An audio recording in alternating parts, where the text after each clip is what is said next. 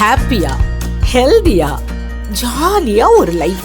Lanco Harmonia Pavilion Senior Living Apartments at Sri Perambatoor 2 BHK just 49 lakhs. Call 7717273747. Delhi Sengottai car குண்டுவெடிப்பு வழக்கில் தொடர்புடைய அல்ஃபலா பல்கலைக்கழகத்தின் சொத்துக்களை முடக்குவதற்கு அமலாக்கத்துறை முடிவு செய்துள்ளது தெரியவந்துள்ளது.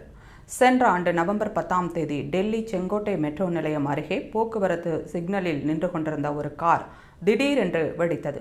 அதில் காரை இயக்கிய உமர் நபி உள்ளிட்ட 15 பேர் உயிரிழந்தனர்.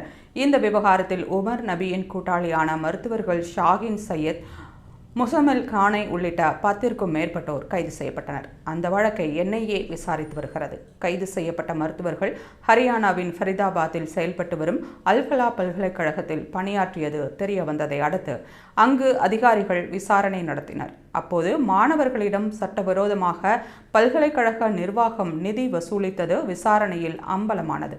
இதையடுத்து நிதி மோசடி தொடர்பான வழக்கு அமலாக்கத்துறைக்கு மாற்றப்பட்டது. சட்டவிரோதமாக பெறப்பட்ட நிதியில் ஃபரிதாபாத்தில் இருக்கும் தவுஜ் என்ற இடத்தில் புதிய கட்டுமான பணிகளை அல்ஃபலா பல்கலைக்கழகம் மேற்கொண்டதாக அமலாக்கத்துறை சந்தேகித்துள்ளது. சட்டவிரோதமாக பெறப்பட்ட நிதியின் மூலமாக சேர்த்த அசையும் அசையா சொத்துக்களை கணக்கிடும் பணியில் அமலாக்கத்துறை அதிகாரிகள் ஈடுபட்டுள்ளனர். பணம் மோசடி தடுப்புச் சட்டத்தின் கீழ் அந்த கட்டுமான பணிகளை நிறுத்தவும் பல்கலைக்கழகத்தின் சொத்துக்களை முடக்கவும் அமலாக்கத்துறை திட்டமிட்டுள்ளது. சொத்துக்கள் பறிமுதல் செய்யப்பட்டாலும் மாணவர்களின் கல்வி பாதிக்கக்கூடாது என்று அமலாக்கத்துறை தெரிவித்துள்ளது.